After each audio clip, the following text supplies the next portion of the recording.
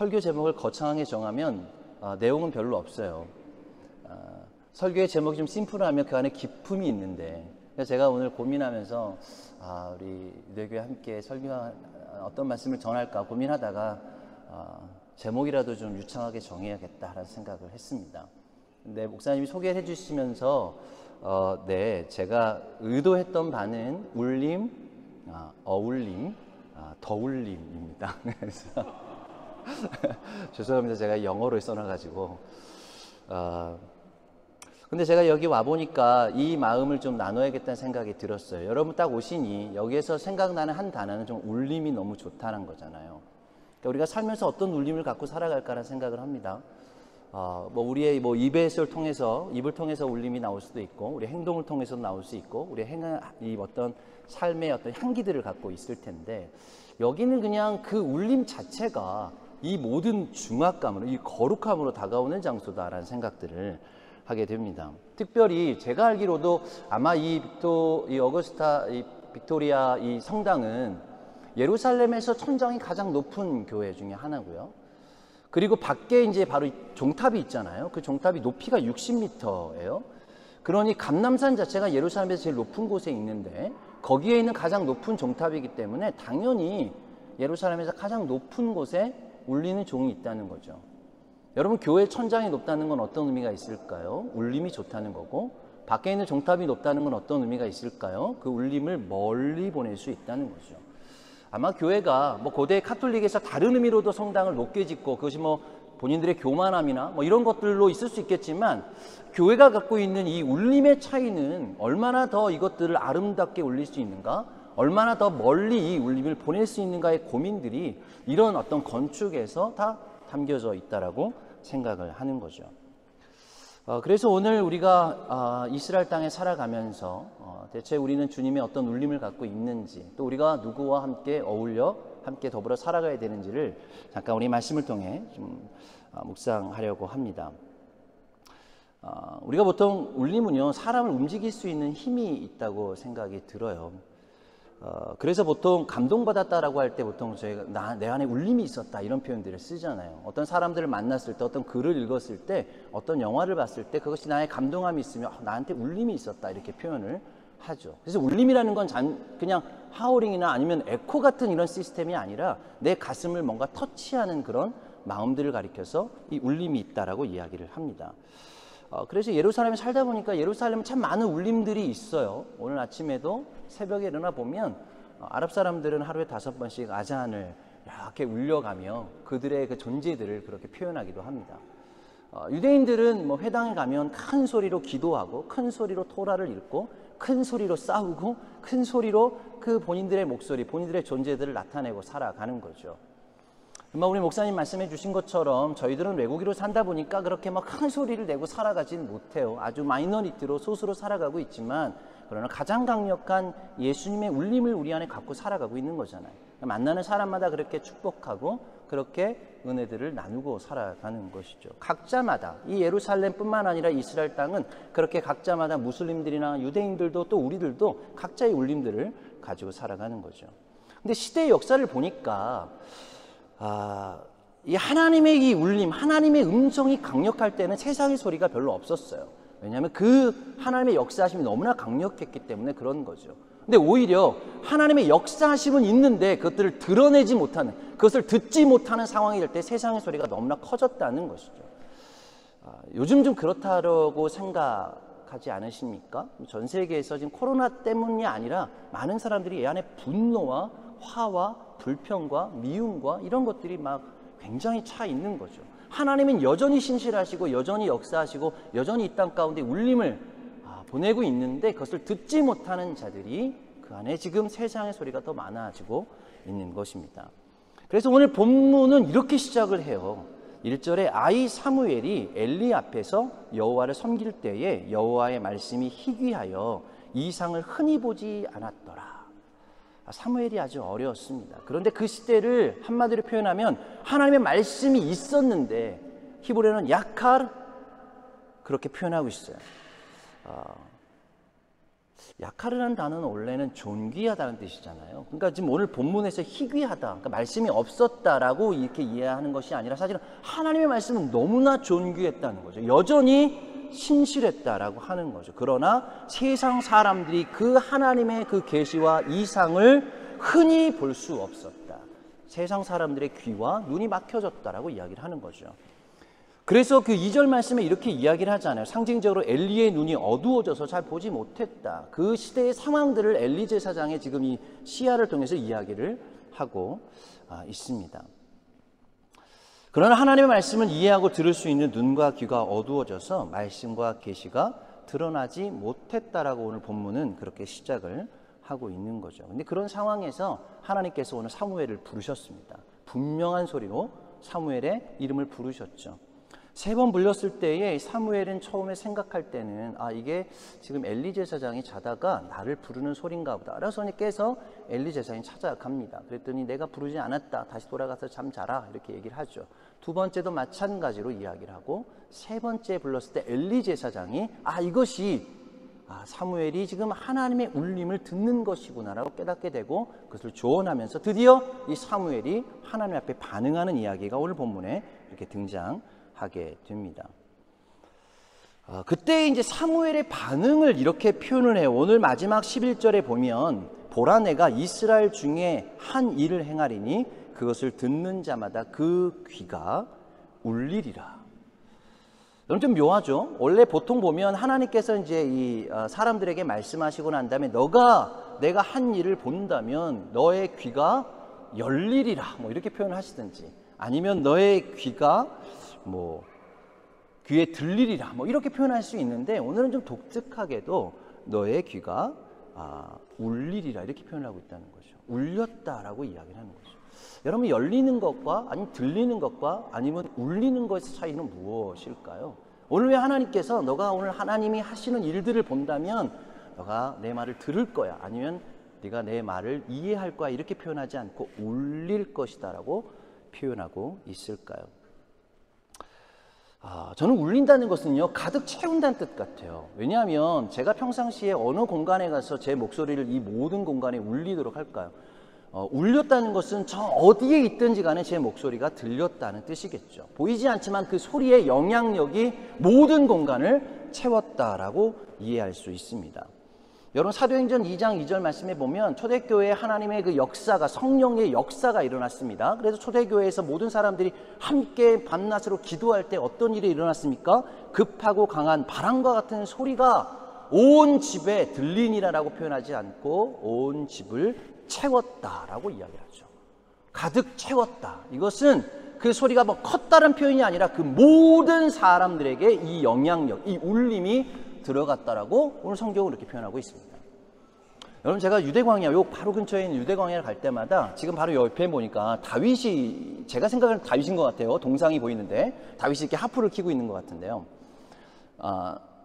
근데 다윗이 시편에 보면 압살롬을 피해서 이제 도망가는 장면이 나오죠.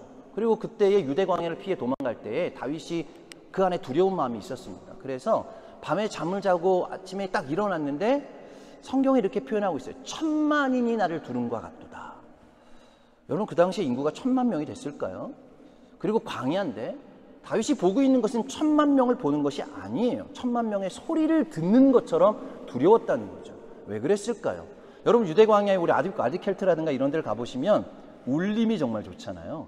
그러니까 광야에서 그 울림을 들을 수 있는 곳이 특별하게 그런 아디켈트 같은 곳인 것 같아요. 그러니까 내려가다 보면 이렇게 찬양을 부르면 그 찬양이 메아리가 되어서 계속 제 귀 안에 들어오는 장면들을 가보신 분들은 다 경험하실 거예요. 아마 제가 그 장면을 이해하고 보니까 다윗의 이 1000만인의 소리는 누구의 소리냐? 자기의 소리죠. 내가 두렵다 하며 이 소리가 메아리가 되어서 나에게 두려움이 1000만의 소리가 되어서 나에게 들어온다는 것이죠. 이것이 가득 채운다라고 하는 의미를 갖게 되는 것입니다. 그럼 내가 이곳에서 두렵지 않고 하나님은 살아계시다, 하나님이 역사하신다, 하나님이 이기셨다라고 하면 내 한 명의 소리가 울린다면 그 울림이 1000만인의 소리가 되어 나에게 다시 한번 들어오게 된다는 것이죠. 이게 울림과 듣는다의 차이라고 생각이 듭니다. 초대교회에 이것을 경험했던 거예요. 한 사람 한 사람, 그 당시에 많은 사람들이 아니라 한 120명 정도 모여서 예배하고 기도했을 때 그 역사하심, 성령의 역사하심은 천만인의 소리가 되어서 오늘 그 온 집에 가득 채웠다라고 이야기를 하고 있는 것이죠. 그래서 여러분, 이 공간을 채울 수 있는 것은 울림밖에 없습니다. 울림은 감동이고, 오늘 사무엘에게 있어서 그 마음에 하나님께 찾아오셔서 단순히 그 이름을 부른 것이 아니라 그 마음을 터치하시고 그에게 이제 하나님의 사람으로, 하나님의 자녀로 그 부르심에 대한 그의 표현이 뭐냐면, 오늘 하나님이 하신 일들을 보셨다면 너의 귀에 울리리라, 이 컨펌을 오늘 하나님께서 하셨다는 것이죠. 그래서 이제 이 사무엘은 그의 그 자리를 떠나서, 실로를 떠나서 예루살렘으로 이동을 하게 됩니다. 그래서 제가 정의하기로는 울림에서부터 다시 울림으로 가는, 새로운 울림을 따라가는 이 하나님의 여정, 울림과 울림이 합해지면 뭐가 될까요? 어울림이 되는 거죠. 그 어울림의 장소가 바로 예루살렘이었다고 생각이 들어요. 여러분, 예루살렘은 수많은 많은 이야기들로 정의를 합니다. 평화의 도시이기도 하고 하나님이 임재하시는 곳이고 뭐 그런 곳이죠. 근데 저는 이 예루살렘을 한 단어로 정의한다면 어울림의 장소였다라는 생각이 들어요. 왜냐하면 하나님의 울림이 함께 더불어서 일어난 곳이기 때문에 그렇습니다. 그래서 이 땅에 살아가다 보니까 민족과 언어와 모든 문화적 환경과 다르게, 유대인도 살고 아랍인도 살고 우리도 뭐 이렇게 한국인으로 살지만 주님 안에서 모든 사람들의 그 어우러짐이, 그 어울림이 일어날 수 있는, 주님 안에서 어울림이 필요한 곳이 바로 예루살렘이 되는 거죠.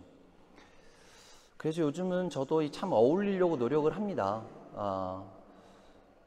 오늘도 제가 요즘에 제가 어울리지 않는 몇 가지를 좀 하고 있는데, 첫 번째가 머리를 민 거고요. 두 번째가 요즘 수염을 기르는, 굉장히 어울리지 않는 이 저의 모습인데, 근데 이것을 한번 제가 그냥 해보려고 해요. 뭔가 이렇게 잘 보이려고, 뭔가 이렇게 멋지게 보이려고가 아니고, 그 전에 저한테 익숙하지 않은 것들에 대한 저의 그 울림에 대한 시작이라고 생각이 좀 듭니다. 그런데 여러분, 스가랴 8장에 보면요, 스가랴 선지자가 꿈꿨던 그 어울림의 예루살렘의 모습을 그려내고 있어요. 스가랴 8장은요, 황폐했던 예루살렘에 하나님이 돌아오셔서 거기에 머무신다라고 하는 꿈을 꾸고 있는 것이죠. 그래서 그 하나님의 그 울림이 선포됩니다. 그때 이렇게 이제 스가랴 8장에서 이야기하는데, 나는 시온을 열렬히 사랑한다. 그리고 예루살렘으로 내가 돌아갈 것이다. 그리고 내가 예루살렘에서 살 것이다. 그리고 그곳을 내가 진리의 성읍이라 부를 것이고, 그리고 그곳을 내가 거룩한 산이라 부를 것이다. 이게 하나님의 마음이었어요. 내가 예루살렘으로 다시 돌아가서 그곳에 살 것인데, 그 거룩한 성읍과 진리의 성읍에 내가 살 것이다. 그러면서 하나님께서 기대하시던 예루살렘 모습을 이렇게 표현하고 있는데, 스가랴 8장 4절에서 5절 말씀에 제가 한번 읽어드리겠습니다. 세 번역으로 읽어보면 조금 더 그 의미들이 좀 다가올 것 같습니다. 나 만군의 주가 말한다. 예루살렘 광장에는 다시 남녀 노인들이 한가로이 앉아서 쉴 것이며, 사람마다 오래 살아 지팡이를 짚고 다닐 것이다. 어울려서 노는 소년 소녀들이 이 도성의 광장에 넘칠 것이다. 자, 여러분, 지금 하나님이 상상했던, 하나님이 돌아와서 그 예루살렘 도성에 대해서 이렇게 표현하고 있는 거예요. 근데 여기에 예루살렘을 두 단어로 저는 표현하고 싶은데, 첫 번째가 한가로이란 단어고, 또 하나는 어울려서란 단어예요. 요즘에 제가 예루살렘에 살면서 이 단어가 저한테 좀 느껴집니다. 그 전까지는 목사님도 워낙 바쁘시지만, 또 이 땅에 순례객들이 막 넘쳐날 때는 그럴 한가로이 여유롭게 뭔가를 할 수 있는, 사람과 사람이, 물론 한국에서 오시면 그 손님들 대접하고 만나고 이런 거는 가능하겠지만, 그냥 이 땅에 살고 있는 사람들이 여유로이 서로 어울려서 지낼 만한 시간들이 없었다는 거죠. 근데 작년은 뭐 코로나 때문에 서로 만나기는 어려웠다고 쳐도, 근데 이제 요즘은 이제 코로나가 조금 이렇게 마무리가 되면서 여전히 좀 어렵긴 하지만, 그래도 이제 이 땅에 살고 있는 사람들이 좀 여유롭게 어울려서 만날 수 있는 시간들을 우리가 좀 갖고 있다는 생각이 듭니다. 그것의 한 모습이 지금 우리가 함께 이곳에서 예배하고 있다는 것이죠.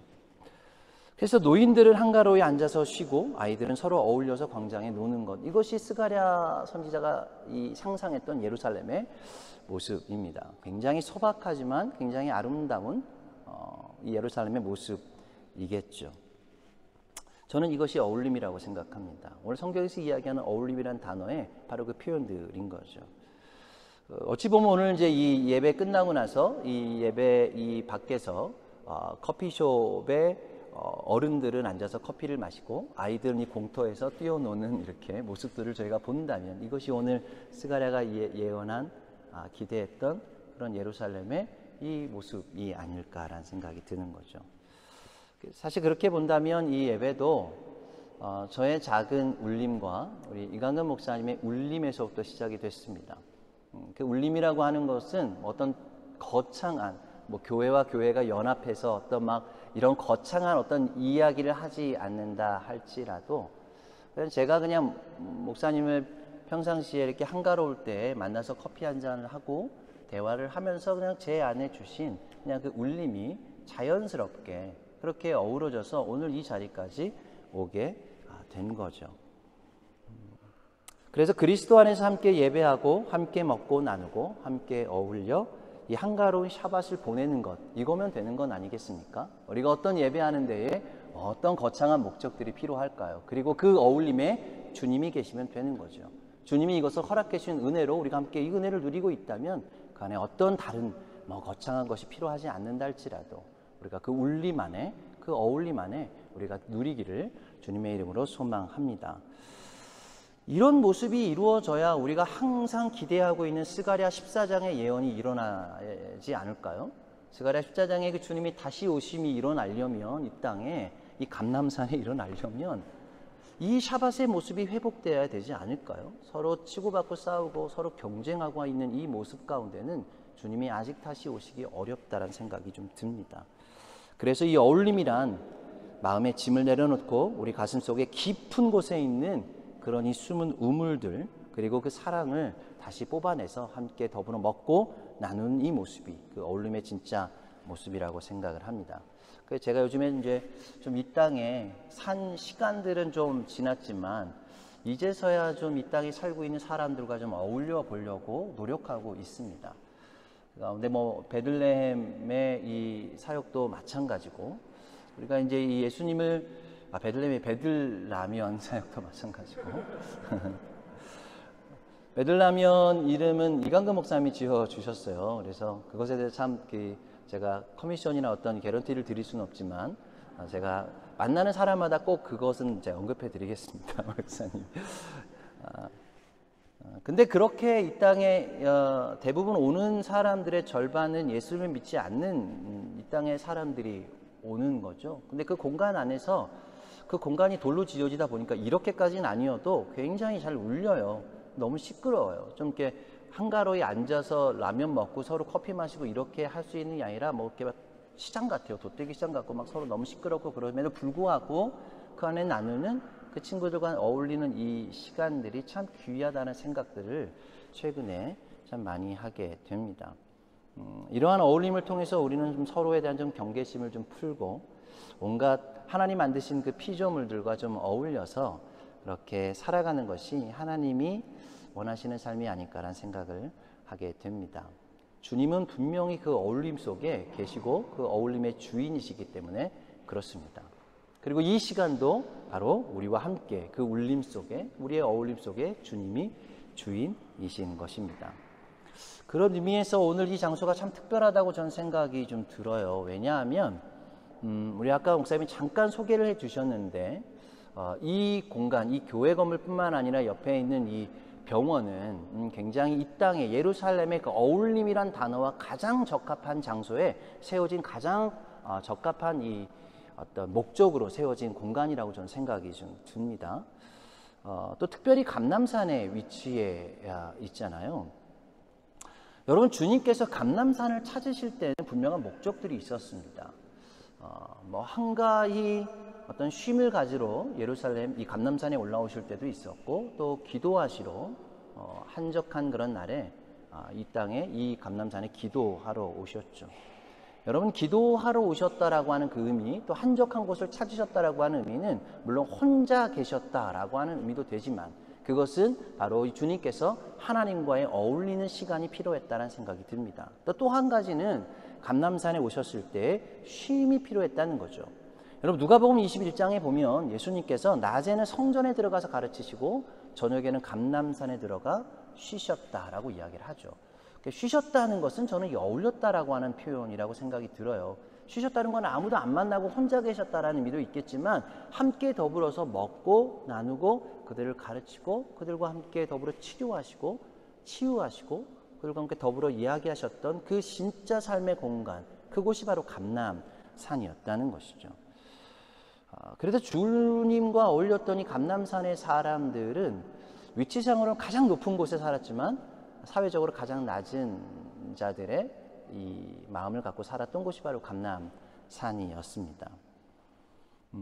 그렇게 볼 때 이 빅토리아 병원, 이 병원은 제가 알기로도 그 1898년에 우리 언급했던 것처럼 빌레름 2세의 독일 황제가 자기 부인하고 같이 와서 이곳을 방문하고 난 다음에 이제 1910년에 이 건물 자체를 지었습니다.